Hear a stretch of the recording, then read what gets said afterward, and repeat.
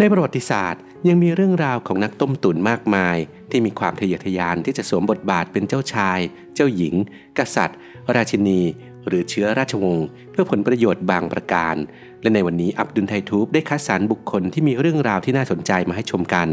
ใน5นักต้มตุ๋นที่แอบอ้างเป็นราชวงศ์จะมีใครบ้างไปชมกันครับ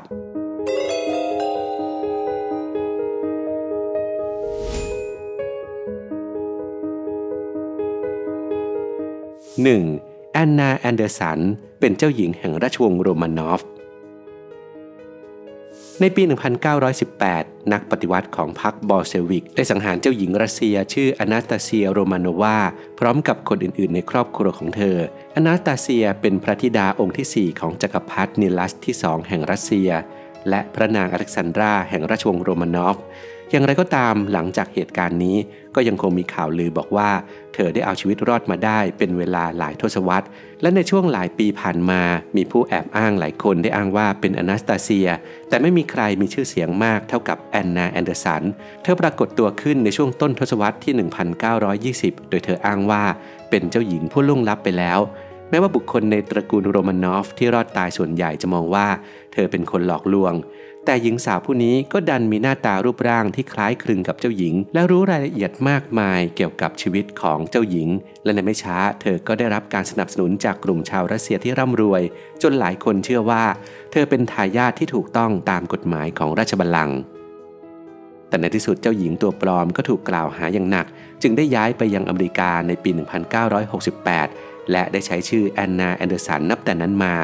แต่ในขณะเดียวกันเรื่องราวของเธอก็ได้เป็นแรงบันดาลใจให้กับหนังสือหลายเล่มและแม้แต่ภาพยนตร์ฮอลลีวูดซึ่งเธอก็ยังคงยืนยันว่าเป็นเจ้าหญิงมาเสมอแต่ก็ไม่ได้รับการยอมรับจากศาลเนื่องจากเธอยังขาดหลักฐานที่แท้จริงเรื่องราวของเธอยังคงเป็นที่ถกเถียงกันเป็นเวลานานจนกระทั่งในปี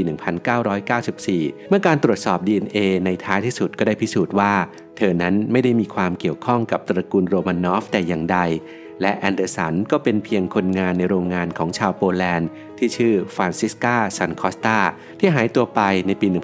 1920 แต่เรื่องราวของตัวตนที่แท้จริงของเธอนั้นก็ยังไม่ได้รับการยืนยัน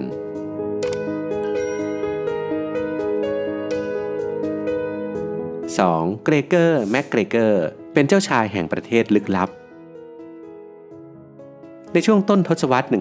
1820 ชายชาวสกอตชื่อเกรเกอร์แมคเกรเกอร์ได้ก้าวขึ้นสู่จุดสูงสุดของสังคมชั้นสูงของลอนดอนโดยอาศัยคำกล่าวอ้างที่ไม่ธรรมดาที่สุดผู้เป็นอดีตทหารรับจ้างที่เคยต่อสู้ในอเมริกาใต้อย่างแมคเกรเกอร์ได้เสนอตัวว่าเป็นคาซิกหรือเจ้าชายแห่งประเทศเล็กๆแห่งหนึ่งในอเมริกากลางที่เขาเรียกว่าประเทศโปเยสตามหลักฐานได้กล่าวว่าราชวงศ์จอมปลอมผู้นี้ได้ผลิตแผนที่ภาพวาดและหนังสือหลายเล่มซึ่งทั้งหมดได้อธิบายว่าประเทศลึกลับแห่งนี้เป็นสวรรค์อันอุดมสมบูรณ์โดยมีรัฐบาลที่ทำงานอยู่และประชากรพื้นเมืองที่เป็นมิตร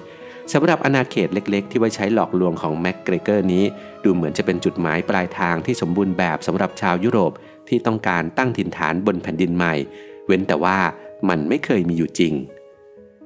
นอกจากการที่ไม่ได้เป็นเจ้าชายจริงๆแล้วแมคเกรเกอร์ยังเป็นนักต้มตุ๋นที่สร้างประเทศในเทพนิยายขึ้นมา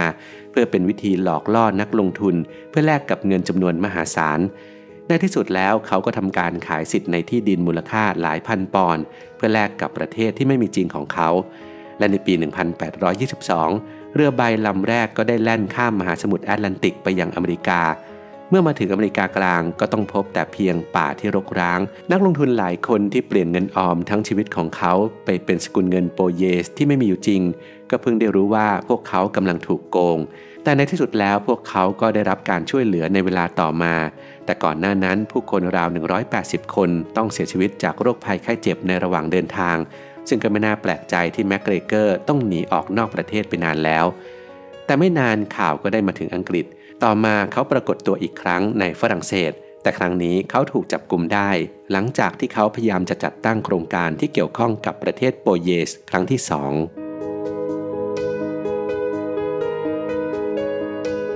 3. เพอร์กินวอร์เบกเป็นเจ้าชายแห่งยอร์กเพอร์กินวอร์เบกไม่เพียงแต่ปลอมตัวเป็นเจ้าชายเท่านั้นแต่เขายังเกือบจะประสบความสำเร็จในการโค่นล้มพระเจ้าเฮนรี่ที่ 7 แห่งอังกฤษอีกด้วยในปี 1491 เพ วอลเบกปรากฏตัวในไอร์แลนด์โดยอ้างว่าเขาคือริชาร์ดแห่งยอร์กโอรสคนเล็กของอดีตกษัตริย์เอ็ดเวิร์ดที่4ว่ากันว่าริชาร์ดตัวจริงน่าจะถูกฆ่าตายในหอคอยลอนดอนตั้งแต่ยังเป็นเด็กแต่ในขณะนั้นก็ยังมีการคาดเดากันไปมากมายเกี่ยวกับชะตากรรมที่แท้จริงของเขา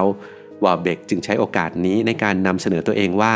เป็นเจ้าชายที่หายตัวไปและในที่สุดก็ได้รับการสนับสนุนจากศัตรูทางการเมืองของพระเจ้าเฮนรี่ที่7ซึ่งเป็นบุคคลสำคัญอย่างพระเจ้าเจมส์ที่4แห่งสกอตแลนด์และจักรพรรดิแม็กซิมิเลียนที่1แห่งจักรวรรดิโรมันศักดิ์สิทธิ์วอลเบกได้เป็นเจ้าของดินแดนในคอร์นวอลในปี 1497 และในไม่ช้าเขาก็ทำให้ผู้สนับสนุนของเขากลายเป็นกองทัพกบฏที่มีทหารหลายพันคนแต่เมื่อต้องเผชิญกับความเป็นความตายในการสู้รบกับกองทัพของกษัตริย์เจ้าชายจอมปลอมจึงเกิดความกลัวและหนีไปที่ชายฝั่งในที่สุดเขาก็ถูกจับและยอมรับในภายหลังว่าเขาเป็นนักต้มตุ๋นก่อนที่จะถูกประหารชีวิตด้วยการแขวนคอในปี 1499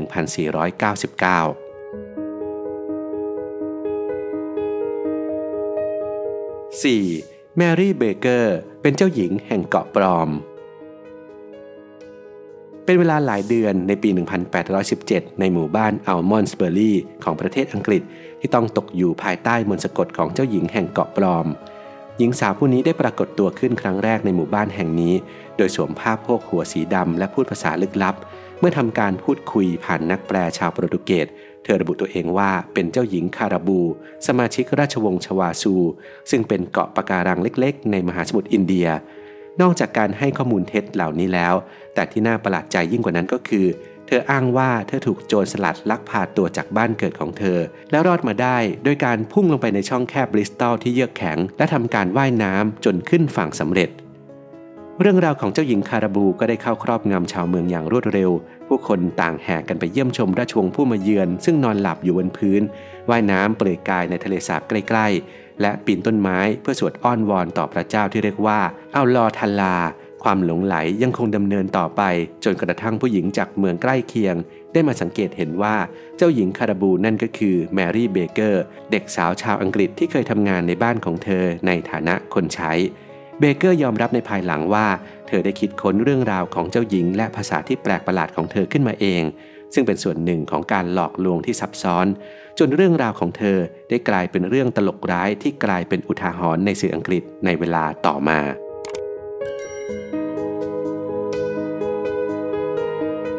5. คาร์ลวินเฮมนวนดรอฟเป็นเจ้าชายแห่งฝรั่งเศสถึงแม้ว่าคาร์ลวินเฮมนวนดรอฟจะเป็นช่างซ่อมนาฬิกาและคนขายนาฬิกาแต่นักต้มตุ๋นชาวเยอรมันผู้นี้ก็ได้ยืนยันว่าเขาเป็นกษัตริย์โดยชอบธรรมของประเทศฝรั่งเศสก่อนที่เขาจะถูกกล่าวหาว่าตายเขาได้มาถึงปารีสในช่วงทศวรรษที่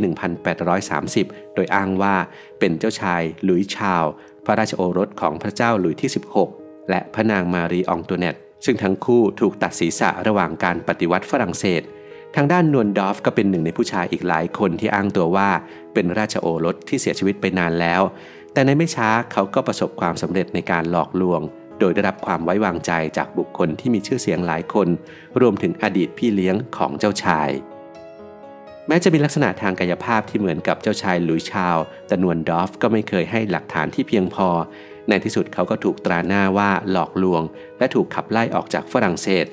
แต่ก็ยังได้รับการยอมรับว่าเป็นเจ้าชายแห่งฝรั่งเศสจากประเทศอื่นๆที่เขาอาศัยอยู่ไปจนเขาเสียชีวิตในปี